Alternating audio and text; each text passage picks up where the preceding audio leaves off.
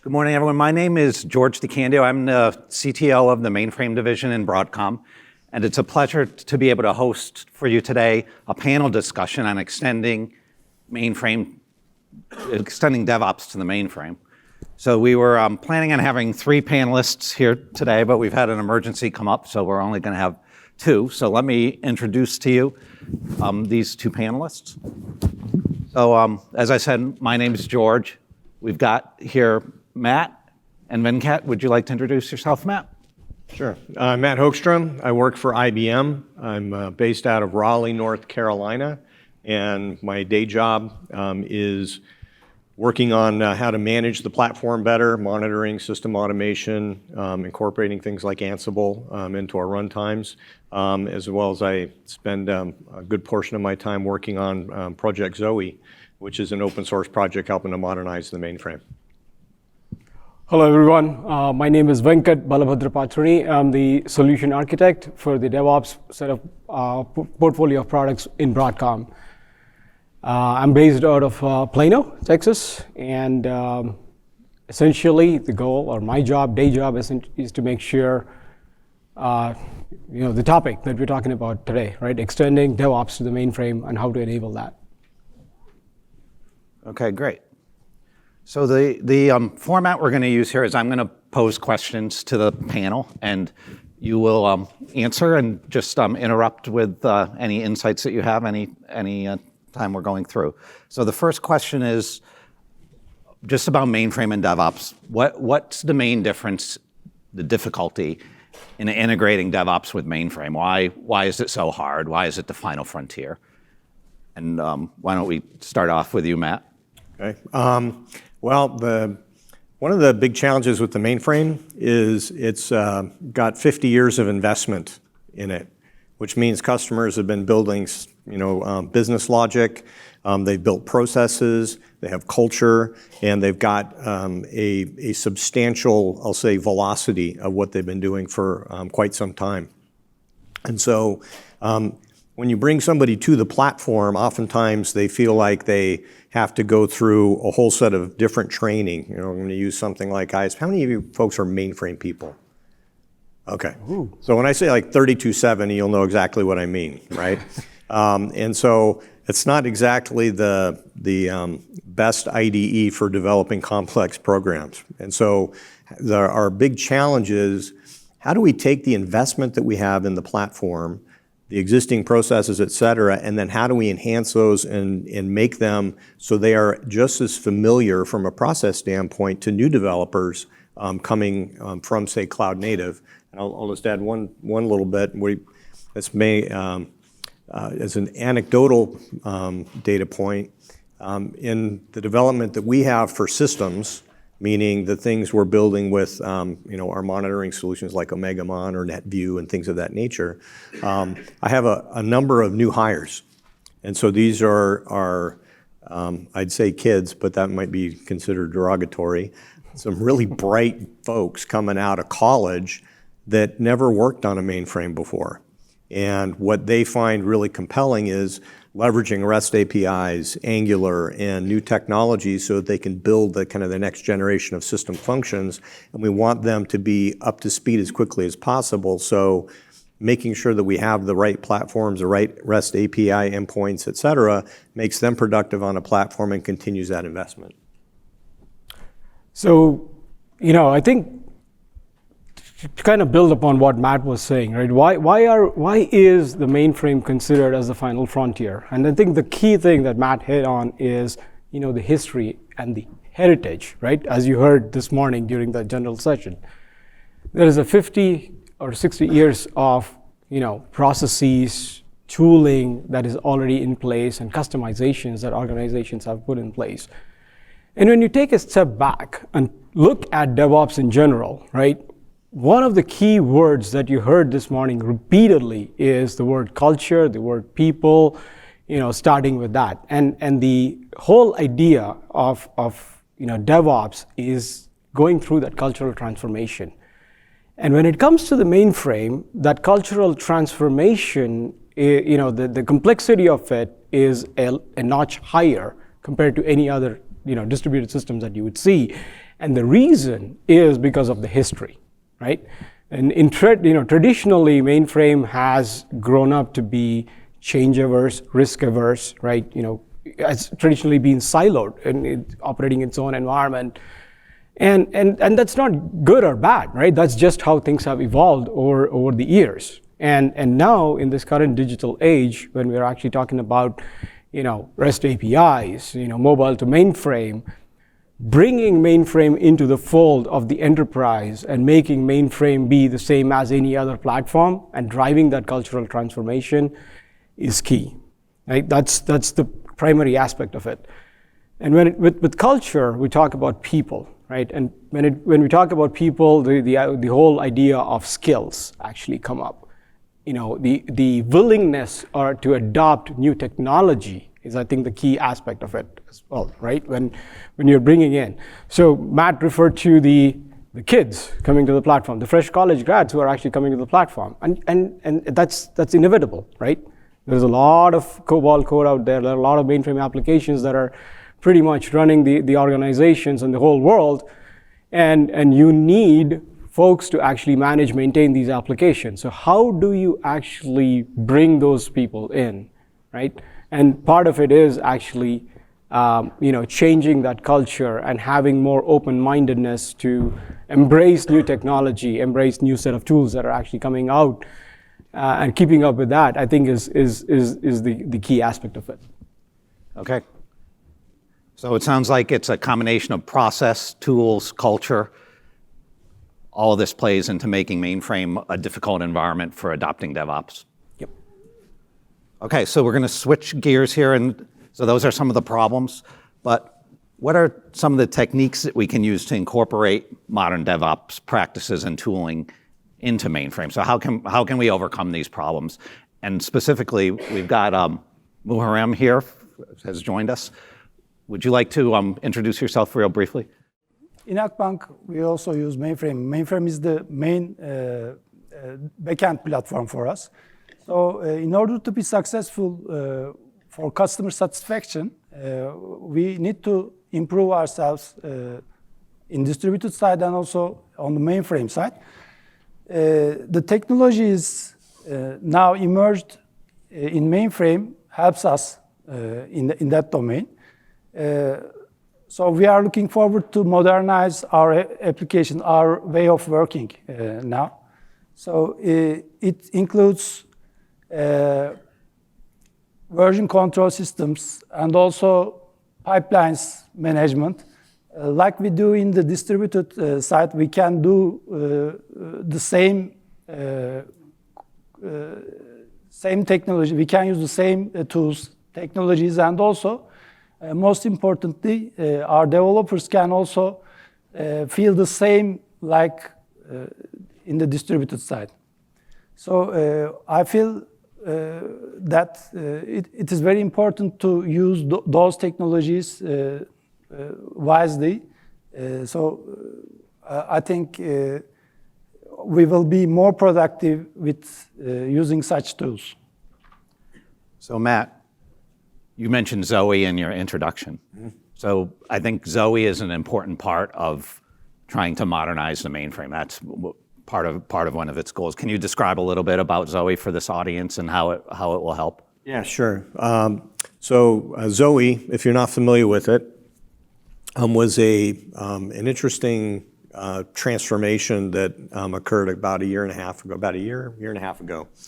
And what happened is IBM, we're looking and we're investigating how we can modernize the mainframe, including new REST APIs, et cetera. And Rocket Software approached us and said, hey, we built a new desktop interface. So basically we can put a desktop motif on the mainframe because we think it would be more engaging because people know where to go on a desktop, right? I can go, oh, lower left, start. Oh, here's all the things that are there. So it was more of a guided activity than being put into, say, like TSO. But we looked at that and said, well, it doesn't really make sense to do a proprietary solution, and we need more than that. And we ended up having this conversation with Broadcom, and Broadcom was in exactly the same place we were, investigating how do I improve access to the mainframe, et cetera. And they had created a technology called Brightside, which we now refer to as the Zoe CLI. And so if you're familiar with the story of stone soup, we went from boiling water with stones in it to some vegetables, chicken, and other things that made it actually very flavorful. And what we did was we practiced the three of us coming together who compete in the market, I think, pretty aggressively. But we knew we had to cooperate with each other as well. So we wanted to open source the three technologies.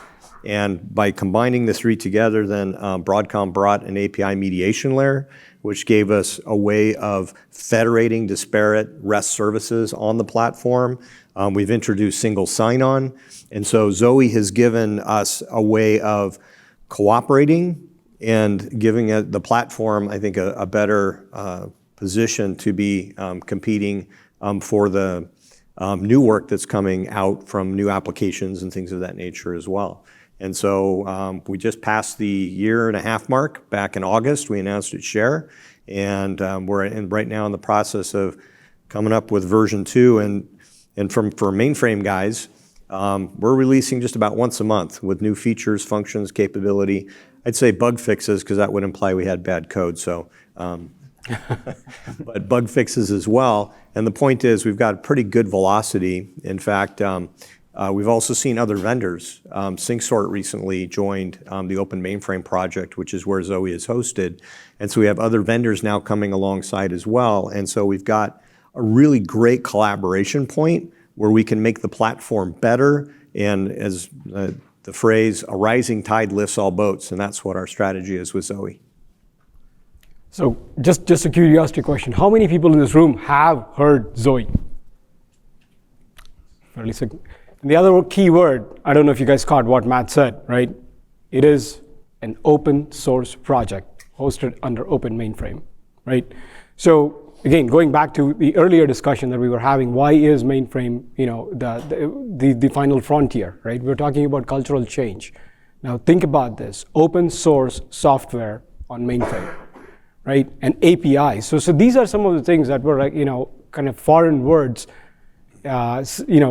about 6 to 8, 10 years ago, but now these are pretty much the standard. This is the new way of actually working with the mainframe. And the key thing there is, as part of that evolution, right, mainframe is becoming like any other platform thanks to APIs and CLIs. And the beauty of the CLI is scripting, right, which is the whole purpose of DevOps, right? The key thing that we talked about, the blocking inhibitor, or one of the things that is lacking on the mainframe is automation. When you have CLI and you have the scripting abilities, that kind of opens up the doors to more automation. And that is the key part that Zoe is actually bringing to the table and has become an enabler for DevOps adoption on the mainframe. Do you have any experience with Zoe? Yeah, actually, we plan to use the same tools, as I said, in the distributed side, like SonarQube. It's a good tool, for example. In order to use such a product, we need to have sources outside mainframe. For that purposes, we can use Zoe if we have a code also synchronized also in the Git repository. For example, we can easily use SonarLint and SonarQube. And also, another aspect is we can also use Eclipse IDE, another VS Code IDE, like we use also in the distributed side. So some kind of Zoe synchronization enables you to use an IDE of your choice. Yeah, standard operation, actually. Okay, great. So Zoe's one way. Yes. I was just going to say, to the IDE point, everything doesn't run on the mainframe. The CLI doesn't run on the mainframe. And we also have made VS Code extensions available that'll plug into VS Code that'll integrate with the mainframe as well. So we have lots of distribution channels for improving the velocity for developing and interacting with the mainframe. Sorry. So clearly Zoe's a key piece of opening up the mainframe to scripting, opening up a web desktop that's easier for let's say, younger developers to use, the kids. And then, so really clear. And we're going to have a deep dive on Zoe. We're going to have another panel discussion next half hour. So if you're interested in deep diving in Zoe a bit, come join us for that. So still talking about opening up DevOps for mainframe. Command line interface Zoe is one area. Any other areas that people should be looking at to try to move into DevOps on the mainframe? So I think the key thing to keep in mind when we are talking about DevOps on the mainframe, and this goes back to what you guys heard during the general session today, right? Everyone who talked about DevOps, independent of whether there's mainframe involved or not, right? The key thing to remember is basically it's a journey, right? DevOps won't end. It's about continuous improvement, and you actually continually improve what you're doing today. So in terms of talking about what to do, where to begin, which is the common set of questions that pretty much everybody has in their head, right? Where do I start?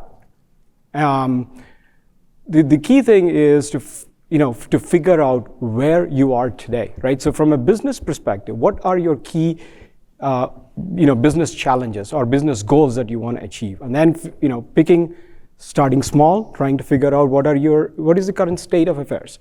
What are my key bottlenecks? And then having a priority of those bottlenecks and say, okay, here are the things that I'm going to address that is going to give me the biggest bang for the buck, right? And then, going back to that crawl, walk, run. And then come back to crawl, because the key aspect of DevOps is actually learning from what you've already done, because it's about continuous improvement. So in terms of the practices and enabling that culture change, starting small is the most important thing, and remembering the fact that it's not going to it's not a flip of a switch, right? Things are not going to change overnight. It's a journey, and it's about continuous improvement and having an understanding of that as an entire organization. That's part of the cultural change that you need to have. And then there are enablers like Zoe, which are actually going to help you through that journey. Because if I look back, right, as part of this, my own experience as part of this DevOps journey, 4 or 5 years back, we've been talking about DevOps on the mainframe for a very long time, right? And it's like, okay, here are the things that you need to do. But now there are concrete set of tools, practices, examples that are open and available for everybody to enable that journey. So there are these enablers like Zoe, which will help you go faster in that journey, right? And it's one thing to say Zoe, right? Is basically the enabler, and the other part of it is walking the talk, right? So what we are doing within Broadcom, there are several traditional mainframe teams who have adopted Zoe to just change the way they actually work, right? Be it automating their builds or creation of automated test cases, running their existing test cases off the platform, right? Improving their build time. And one classic example that we had recently is there is a classic traditional mainframe product. The developers were spending 40% of their time coding and 60% of the time in actually doing the build, setting up the environment, and writing the test cases, running the test cases, and things like that. So 40% actual coding, 60% on the real work. I mean the setup work, right? And with adoption of Zoe and the automating of their tests and the provisioning of their environments, it went to about 85 to 90% of the time now the teams are actually able to spend on coding. So again, what they accomplished is they eliminated the waste through the automation process. And elimination of waste is a key principle of DevOps. So the key thing, again, just to recap, is start small, remember that it's a journey, and remember that there is a community, right, and set of enablers that are there to actually help you go through that journey. So do you have any experience in how you got going in doing DevOps on mainframe? Actually, we are trying to improve the customer experiences. So it doesn't matter if you are on the distributed side or on the mainframe side. You need to, your customer actually doesn't care about your technology. But what is important for them, what is important for customers should be actually improved. So Agile and DevOps methodologies now complements each other in this work. So you've integrated your mainframe and your distributed DevOps processes together. Yes, I mean it shouldn't be any different. It should be end-to-end efficient. So your developers working in distributed side and on the mainframe side should actually leave the same experience towards the customer satisfaction. So we think that we need such tools in order to improve their daily life and also the way they work towards customer satisfaction. That makes a lot of sense. Yeah. And the other thing that I'd like to add in here is, there was one point that Muharrem made about, using SonarQube as an example, right? One of the things that organizations are actually looking at is standardization of tools across the board, right?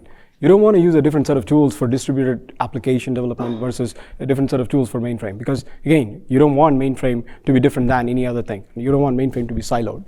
So the tools like Zoe, right, enable you to like, and as proven by Muharrem's team, is they're able to take mainframe source code, right, of the platform and use tools like SonarQube, SonarLint, which are the ones that are actually being used to do code analysis and code reviews on your Java or other distributed languages. Now it's possible with mainframe.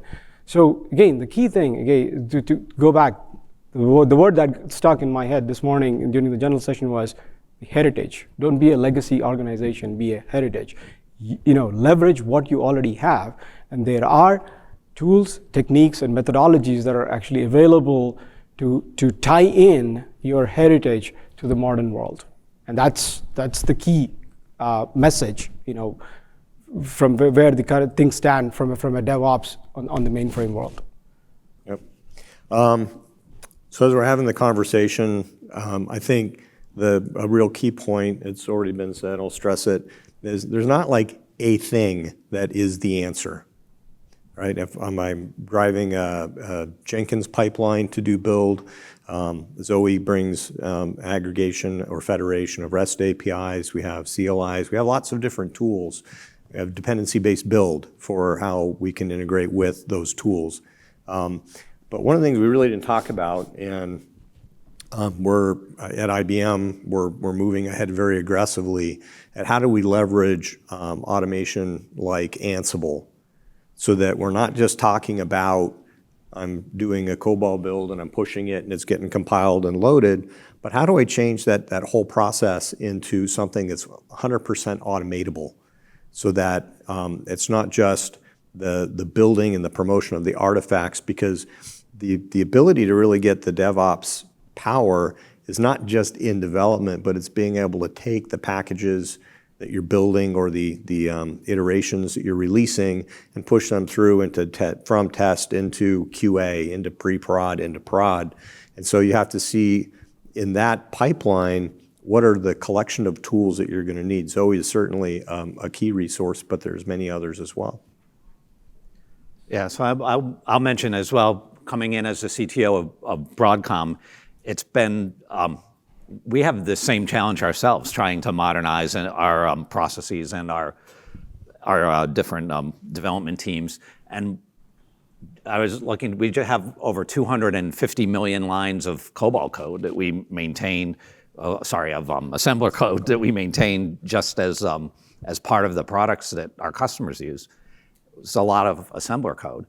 But if you look at trying to improve DevOps across our teams, it's not a one-size-fits-all story. It has to come from the bottom, and the program we've implemented sort of enables that. So we call it engineering excellence, but it's pretty much every agile iteration. The teams have to do something to improve their process, the same way they're doing a feature. And they identify what that's going to be, and it may be different for each team. So they measure before, they measure after, they see the improvement. So every iteration, we're spending time improving and moving towards a more agile DevOps environment. So I highly recommend, these edicts from the top that everyone's going to do DevOps the same way. My experience with that is it doesn't work. I don't know if you guys are nodding your heads if your experience is similar. I completely agree. I mean, there is no one size fits all. There is no silver bullet when it comes to DevOps, and that's independent of whether it's distributed or mainframe, right? Every organization is different. Every organization's priorities are actually different. So assessing, analyzing where you are, which is exactly what George was referring to, is the engineering excellence that we did. Is we had every team go review, right? What's your bottleneck? What is that you want to improve on? And then, set goals and make sure that they measure themselves and continually improve. So that's and some of the things that teams can't improve themselves. They need help externally, and Absolutely. That's where we need to be there to get them that help to enable them to make the changes that they really want to make. And Can I just ask another qualifying question? How many people are in development only, or how many people do systems programming? So if you do development only, raise your hand. Okay, and are you on the systems or infrastructure side of the house? Okay, a couple of you. So one of the things we do at IBM, design thinking, and one of the challenges is kind of figuring out an empathy for the other people in the organization, right? So one of the barriers or challenges that we have typically in many organizations is the developer is not the first person that gets called when something goes wrong. It's the operations staff. So the operations staff, I'm going to control as much of this as I can because I don't want to have to explain why we had an outage.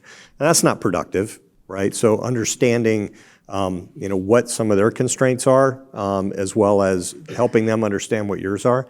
I think my very first job, speaking of assembler, was a batch assembler programmer back in 1852. And I was writing a set of programs, and I wasn't getting any love from the operations team. I think they hated me. And so I volunteered. I went down and I said, I will work in operations second shift from 4 to midnight for 3 months with no pay. I'll just do that in addition to my day job. And when I did that, all of a sudden mounting tapes and grabbing them from the library and seeing the production schedule and whatnot, and I went, holy smokes. I was totally making their lives miserable. So by actually entering their world, I was able to work a lot better with them. And then after I finished my 3-month stint, never waited for a tape mount after that.